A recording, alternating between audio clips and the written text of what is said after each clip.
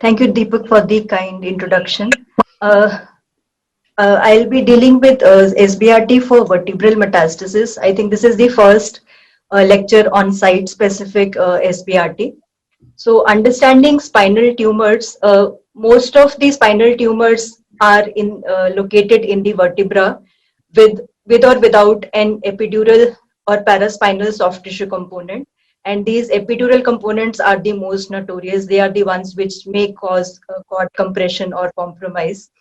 And they are nearly 90 to 95% of all spinal tumors. Other rarer tumors would be leptomeningeal tumor deposits or intramedullary spinal cord tumors, which are very rare. And the pathologies are varying from breast, lung, prostate, kidney, etc.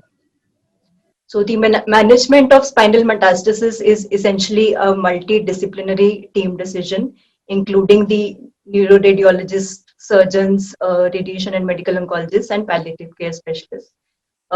Several factors play a role in deciding a treatment plan, and these factors depend on the status of the patient, including their age, performance status, the goals of care, as well as the presenting symptoms and functional status. Oncologic factors would be the histology, the overall burden of disease, and rate of progression. For that particular pathology, what are the available systemic treatment options, and also certain specific factors such as stability of the spine, presence and degree of epidural disease, the extent of vertebral involvement, and prior treatment at that site.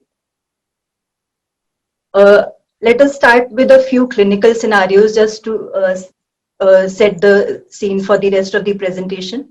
The first scenario is of an elderly male who has previously received radical treatment for squamous cell carcinoma of the lung a year ago with chemoradiation, and now presents with a 2-month history of urinary incontinence and lower limb paralysis.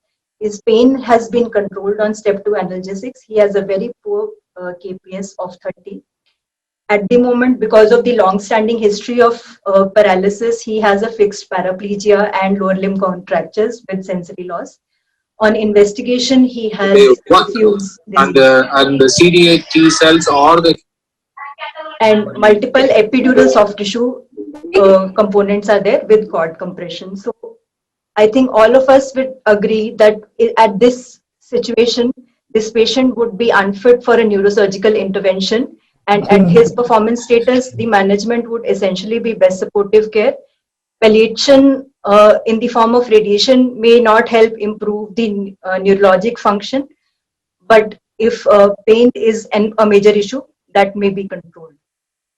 The second scenario is of a younger female who presented with mild backache controlled partially on step 2 analgesics with still a significant pain score of 6, good performance status, preserved function and sensation, multiple bony lesions, still not compromising the vertebral height without any epidural component. And on systemic workup, she was found to have a breast mass which was triple positive. This patient, in view of the multiple lesions again and lack of instability, was not planned for neurosurgical intervention. And because of this multi-level involvement, essentially the treatment would be systemic therapy. That is that you use the same target. The third scenario is of a younger female who presented with a mild low backache, not needing analgesia. On routine ultrasound, she was also found to have a right renal mass. She has a very good performance status. Functions are normal. This MRI and PET showed a solitary L2 body lesion without any collapse or soft tissue component. So on the IMDC risk scoring, she stands in the favorable group. There is no need for neurosurgical intervention. Being a good prognosis patient, she's a candidate for cytoreductive nephrectomy as well as systemic therapy and possible RT2 L2 lesion. So we can see that the decisions depend on various factors. These decisions are majorly affected by the histology. The favorable histologies could include breast and thyroid. Triple negative breast would have a moderate favorable profile, and lung and colon and unfavorable profile.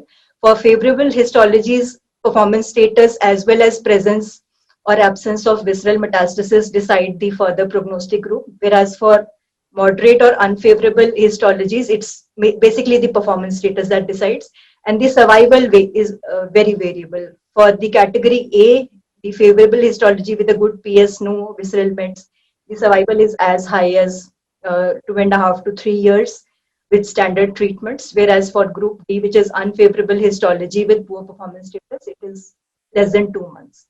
So all these factors have to come into play for a treatment decision.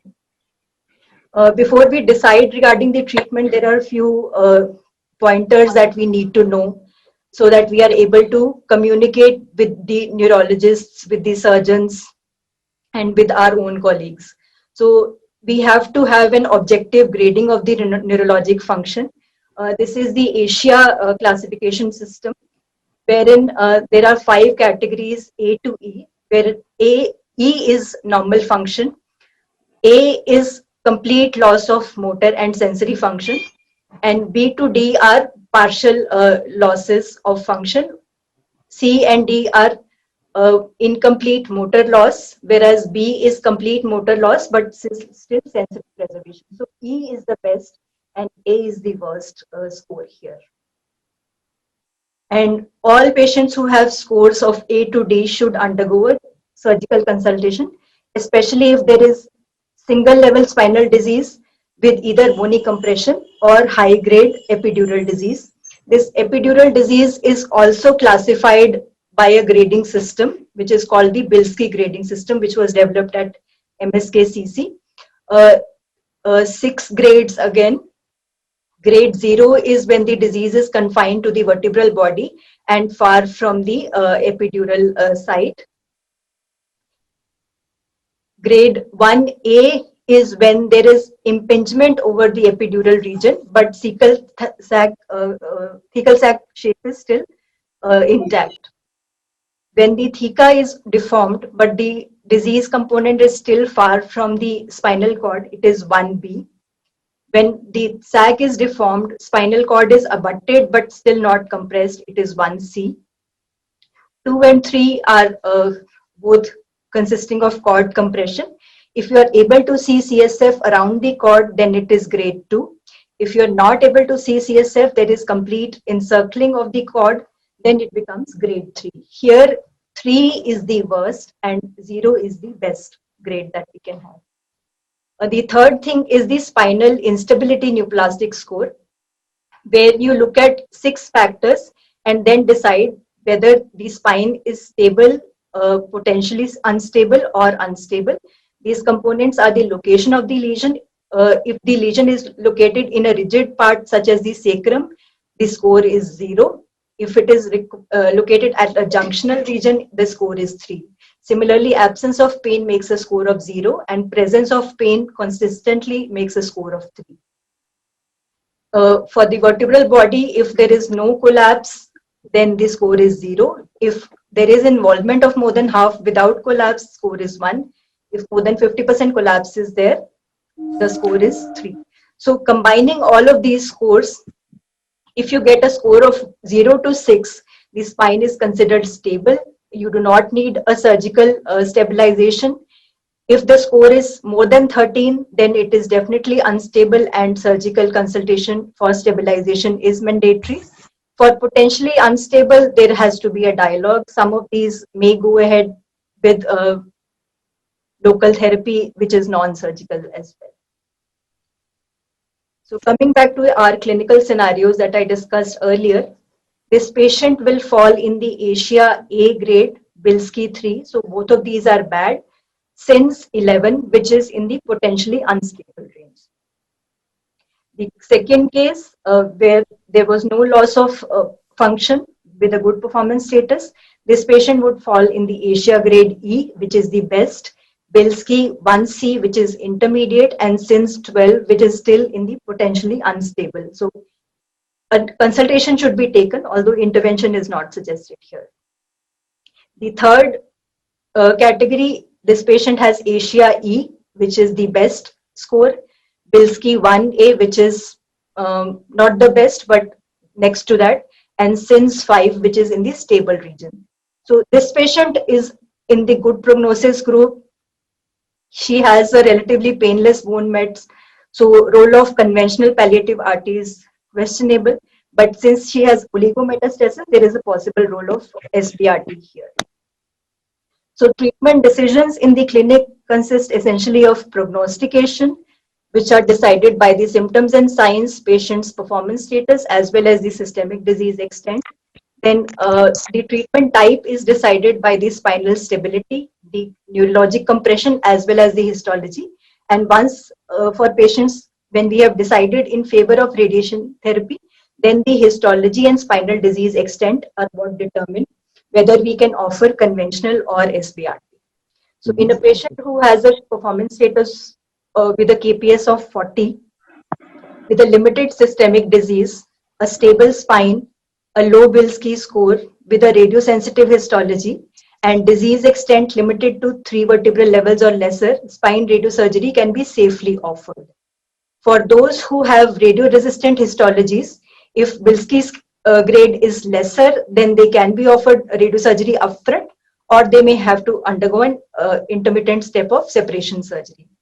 For patients who have potentially or actually unstable spine, should undergo surgical fusion irrespective of the Bilski or ASIA scores. And after this surgical fusion, if the spine is stable, some of these may be candidates for SBRT depending on the overall disease extent. I talked about the role of surgery in the previous flow chart. So in the context of SBRT, surgery would give us a histologic diagnosis if none is present beforehand. It relieves neurologic compression by tumor excision so that the radicular symptoms are relieved. It also stabilizes spine, and that can be done by way of instrumentation or vertebroplasty, and this can relieve mechanical pain. There is an evolving concept of separation surgery where there is a minimal excision, a partial tumor excision is done to create a free space between the tumor and the spinal cord. And that space, if it is more than 3 mm, it enables the radiosurgery. This is especially suitable for radio-resistant histologies where you want to give a very high dose to the target, and that dose should not be compromised by the presence of cord. So this is a cartoon which is showing a vertebral tumor which is compressing the spinal cord. With the separation surgery, a space between the spinal cord and the tumor is created, so you are able to give a higher dose with much more confidence. Case example of this, an epidural disease which is impinging upon the cord. After separation surgery, the space between the vertebral body and the spine is created, and we are able to deliver a good plan without compromising the target dose and while not putting the cord to much harm. And it has been seen that patients who are downgraded to a lower Bilski score after surgery, they also have a better long-term control. Several frameworks for determining these flowcharts have been described earlier, but the NORMS score, which defines neurologic, oncologic, mechanical instability and systemic disease, this is the most popular one. So starting with the neurologic factors, patients who have a low-grade spinal cord compression without myelopathy and having radiosensitive disease, most of them will do well with conventional external. But if they have this low-grade compression with a radio-resistant histology, they may benefit more from SRS or SBRT. Those who have a high-grade compression with or without myelopathy, in a radiosensitive histology, still conventional radiation may be preferred. But in a radio-resistant histology with a high-grade cord compression, we may have to have an interval step of separation surgery. And then for the residual disease, SRS may be planned. For stable spine, the same protocols and flowcharts will be valid. But for unstable spine, first a stabilization has to be done before further radiation can be offered. For patients who have a limited disease and are able to tolerate surgery, they can undergo separation surgery followed by SRS or conventional radiation, depending on the radiation sensitivity. For those who have more extensive disease or are unable to tolerate surgery, they can be offered conventional radiation. This is another pathway which is followed by the Sunnybrook group. The only difference here is that they, even for a low SINS score of 0 to 6 points, they evaluate for certain risk factors, the Bilski score, symptomatic cord compression, more than 40% vertebral involvement or misalignment. And if either of these risk factors is present, they take a surgical consultation and then only proceed with SBRT either upfront or post-operative. And if there are no risk factors, then definitive SBRT can be offered upfront. So the indications mainly are primary treatment, post-operative treatment, either after stabilization or minimally invasive spinal surgery, or for recurrent disease after previous radiation as well. So these are certain case examples. This is a patient with an L5 lesion involving nearly half or a little less than half of the vertebral body, not still affecting the height of the body and with no epidural compression. So in this patient, SBRT can be offered upfront. These are three situations where there is an epidural component either anteriorly or posteriorly or circumferentially encircling the cord. These patients will benefit from spinal surgery upfront, followed by SBRT. These are, this is a situation where there is more than 50% vertebral body involvement with a lytic lesion, potentially creating an instability here. So this patient may benefit from vertebroblasty upfront, followed by SBRT. Another situation where there is an unstable spine as well as an epidural component. So both separation surgery and stabilization have been offered before SBRT. So Astro, in their evidence-based guideline, which is nearly 9 years old now, had suggested some inclusion and exclusion criteria for offering SBRT. They had suggested that patients who have not more than 2 consecutive or 3 non-consecutive spinal segments involved can be offered SBRT, provided they have a good performance status and are medically inoperable. We should have a prior histologic proof of malignancy, and this technique is preferred in oligometastatic or bone-only disease.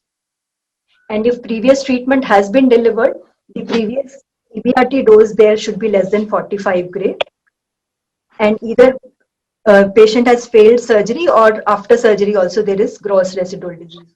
At that time, they had suggested that absence of MRI, presence of epidural cord compression or canal compromise of more than 25%, they should form the exclusion criteria for offering SBRT.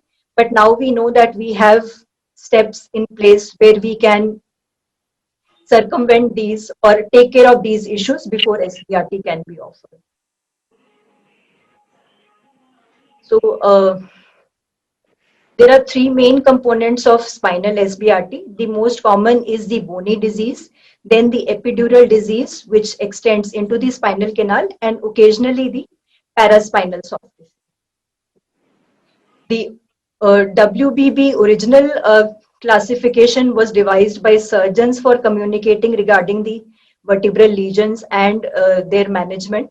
And the original classification had 12 sectors where they went clockwise, starting from the left spinous process region, and from outside to inside, there were 5 categories of extraosseous soft tissue, intraosseous region, superficial and deep, and extraosseous, extradural, and then intradural regions. Has been modified by our radiosurgery colleagues into 6 sectors, and we call it the modified WBB sector classification. This is probably the most important slide of this entire presentation for understanding SBRT of the spine. So here we divide the spine into 6 sectors. The first sector is the body, which is labeled as 1, and then we go clockwise. The second sector is the left pedicle. The third sector is the left transverse process and lamina. Fourth, the spinous process. Fifth, on the right side, transverse process and lamina. And sixth, the right pedicle. So in all regions, cervical, thoracic, and lumbar, this is the schema that you have to follow. Various imaging techniques have been described by a lot of investigators over time. And the most essential is a thin section CT and a corresponding MRI. Over the last 9 years, 3 guidelines have come for intact SBRT spine, postoperative spine SBRT, and recently, earlier this year, for sacral metastasis. So I will come to all of these steps one by one. The first step in SBRT is ensuring that you are imaging in a stable, comfortable, and reproducible position so that the patient's voluntary and involuntary motion is minimized, target motion is minimized, and patients who are in pain should be offered a prior pain medication if required. Supine positioning is preferred because it is more stable. And appropriate site-specific rigid immobilization should be offered. For head and neck region, this would be a thermoplastic head and neck cast. For the thoracic or lumbar spine, a body fix or vacuum cushion is what is commonly used. And we should have an image guidance system available, which is compatible with the immobilization device that we are using. So various setup devices or processes have been tested. The University of Toronto evaluated vacuum cushion versus body fix versus thermoplastic cast, and in their experience, body fix had the least intrafraction motion. And based on this, they suggested that if you're using body fix, a PRV of 2 millimeters for the organs at risk and a PTV of 2 millimeters for your target can be considered. For simulation, our CT slice thickness should be as thin as possible. Usually 1 to 2 mm CT sections are taken. And depending on the target position, you have to extend the range of your scan at least 5 to 10 centimeters on both sides. It may be even more if you are planning to use non-coplanar beams such as in CyberKnife. You also have to do a volumetric MRI of the same region. The thinnest possible MRI sections should be taken. Usually it is 2 millimeter. And you have to instruct the technician to have a zero gap between the slices and zero tilt while acquiring the scan. Typically, we use the T1 contrast as well as the T2 sequences. The T1 contrast sequence is useful in tumor delineation, especially if there is an epidural component or paraspinal soft tissue. And the cord visualization and CTV delineation is done on the T2 images because we are able to see the CSF better here. And fusion of preoperative MRI in case of a postoperative case is also a must. If the patient has metal artifacts from previous instrumentation, then you may need to do a CT scan with an artifact reduction protocol. Sometimes MVCT fusion also helps. And MRI with less than 1.5 Tesla also reduces artifacts, so that can be chosen for these situations. And for certain situations, if your center has the facility of doing a CT or MR myelogram, that is preferred, especially in the presence of hardware which is compromising the visualization there. So if the MRI or myelogram for some reason is not available, then the spinal canal or thecal sac is used as a surrogate for cord, and delivery of high doses may become difficult. Even if you do a myelogram, you still have to do an MRI. If you're not able to do any of these and your lesion is in your diagnostic scans in close contact with the cord, then you should not offer SBRT, because then you are not able to do a proper target delineation, and during verification also that may become a problem. And you also have to understand that the accuracy of whatever fusion you're doing may be affected by the intra-scanning and inter-scanning motion for these respective modalities. Just a couple of slides on the visualization of MRI spine. The T1 sequence shows fat as bright and CSF as dark. You can see the fatty tissue here, and the spinal cord where you cannot see the CSF contrast really well here. On T2, the CSF becomes bright, so you're able to see the distinction between the vertebral body and the spinal cord. On the axial section, you can see this cord and a nice CSF rim surrounding it, and the vertebral body is separate from it. On stir images, you suppress the fat, so the CSF appears bright, and for any paraspinal soft tissue lesions, the delineation becomes simpler, but minimum of T1 contrast and T2 should be obtained. A couple of examples. This is a patient of prostate cancer with lumbar metastasis. This is the T1 sagittal section, which is showing diffuse marrow infiltration, which is replacing most of the lumbar 5 vertebra. The lesion is hypo-intense both on T1 as well as T2. You can see the axial section also here.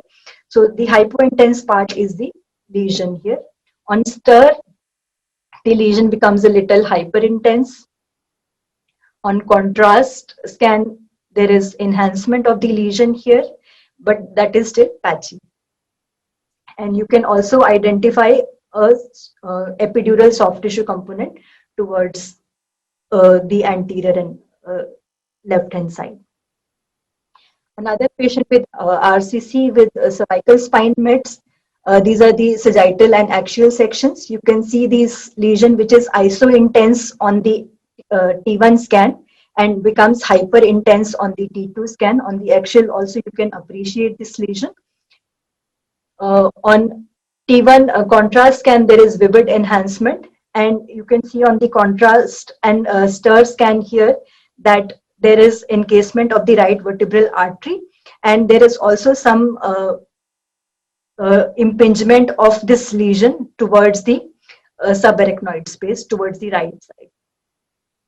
So after you've identified your GTV on your CT and MRI slices, all of this gross tumor has to be delineated as the GTV, and you use all possible available imaging that is there for identification, and the GTV should also include the epidural and paraspinal components. The CTV here should contain the GTV, and also there should be a bony CTV, bony expansion to account for subclinical spread. Any abnormal marrow signal which is suspicious for microscopic invasion should also be included. Circumferential CTVs which encircle the cord and involve all the 6 sectors should be avoided unless all the 6 sectors are involved or there is extensive epidural component but without cord compression circumferentially. These are the guidelines that were given in 2012 as the International Radiosurgery Consortium guideline.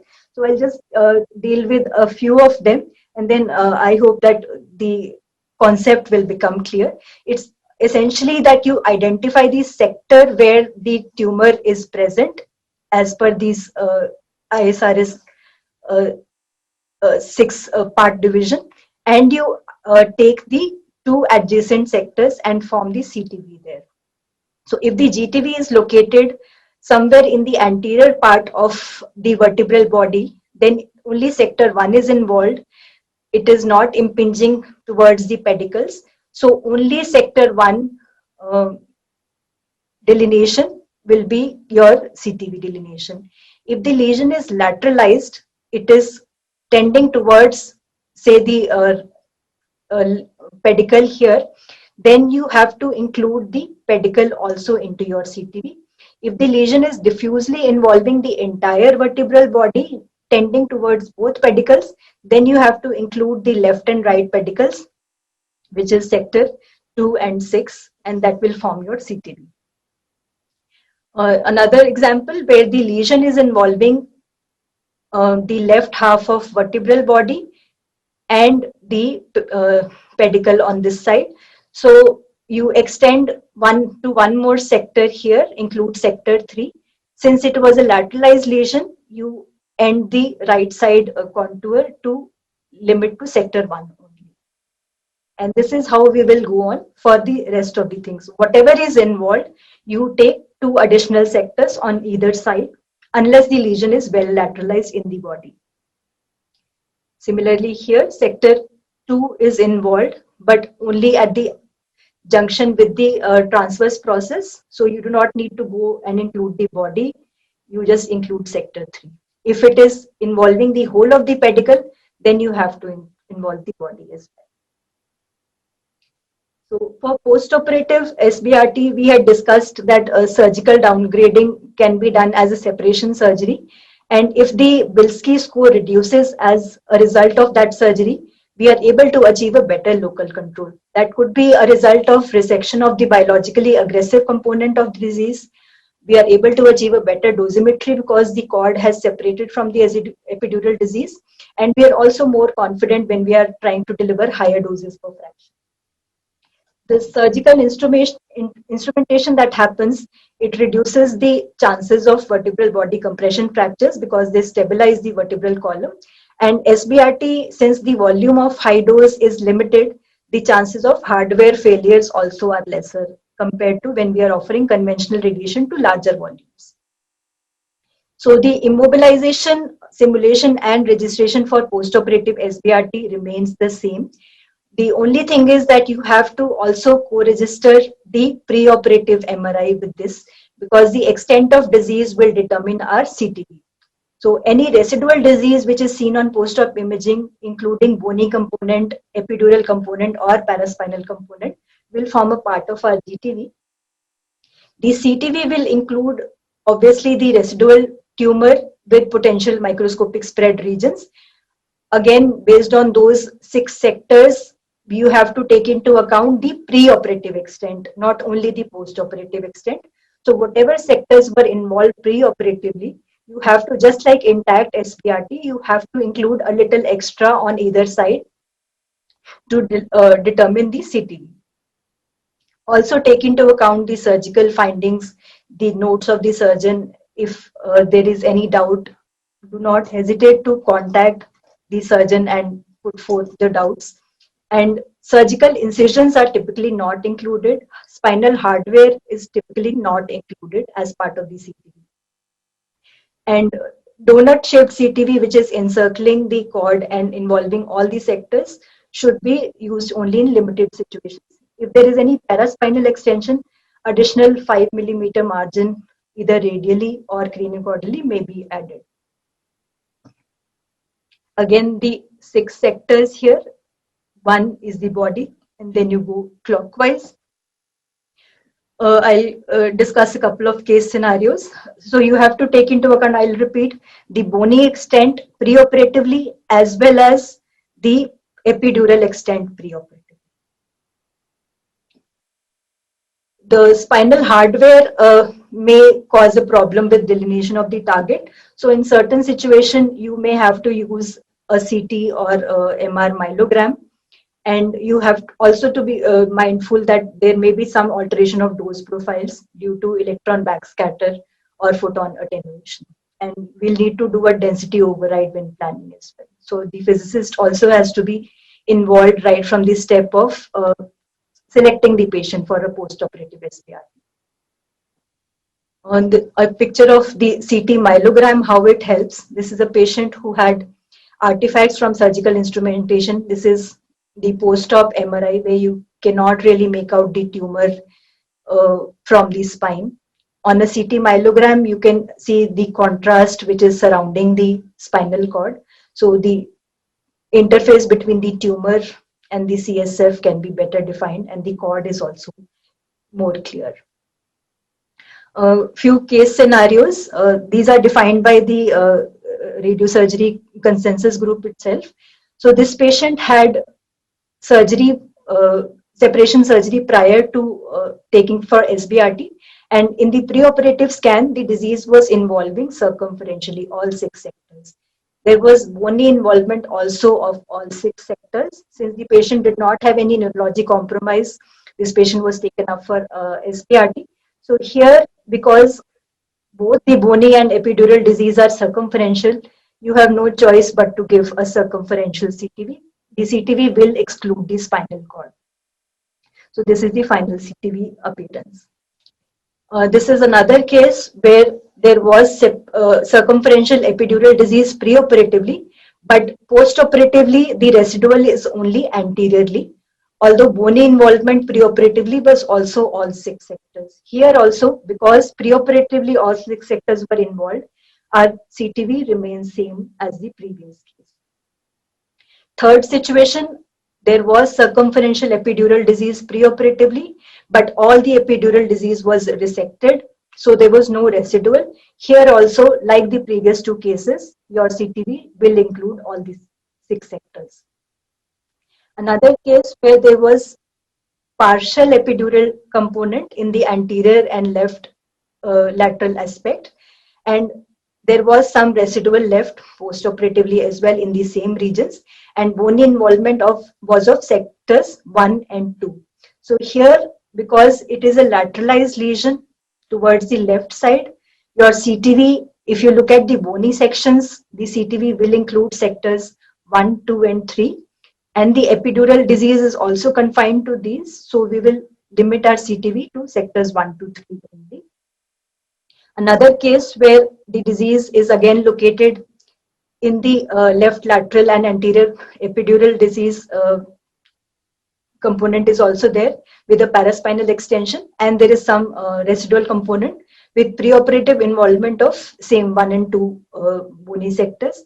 Here, because the disease is involving almost the entire vertebral body preoperatively, you extend the CTV towards the right as well to include sector 6 also. Another case where there was posterior epidural disease preoperatively, all of that has been resected, and bony involvement was also in sector 4, that is the spinous process. Here also the CTV will include the spinous process and the epidural disease here, and also extend to the adjacent 2 sectors, that is sector 3 and sector 5. So this is our final CTV here. Another case where patient had initially a vertebral body collapse, underwent a vertebroplasty with no epidural disease preoperatively or postoperatively, and only vertebral body was involved initially. So sector 1 is the CTV here. A few slides on sacral metastasis, because this guideline came early this year only. Although sacral metastases are rarer, only about 5% of vertebral metastases are confined there. It is also anatomically complex, distinct from the rest of the spine. So the same guidelines cannot be adapted to sacrum as such, because all the vertebrae have fused to form a single bone. There are no intervertebral discs, so flexibility is lesser. There is higher probability of contiguous extension across the vertebrae. And some fibrocartilage lines may be additionally seen, which are remnants of previous intervertebral discs. Surgical options are also limited, and aggressive resections are usually not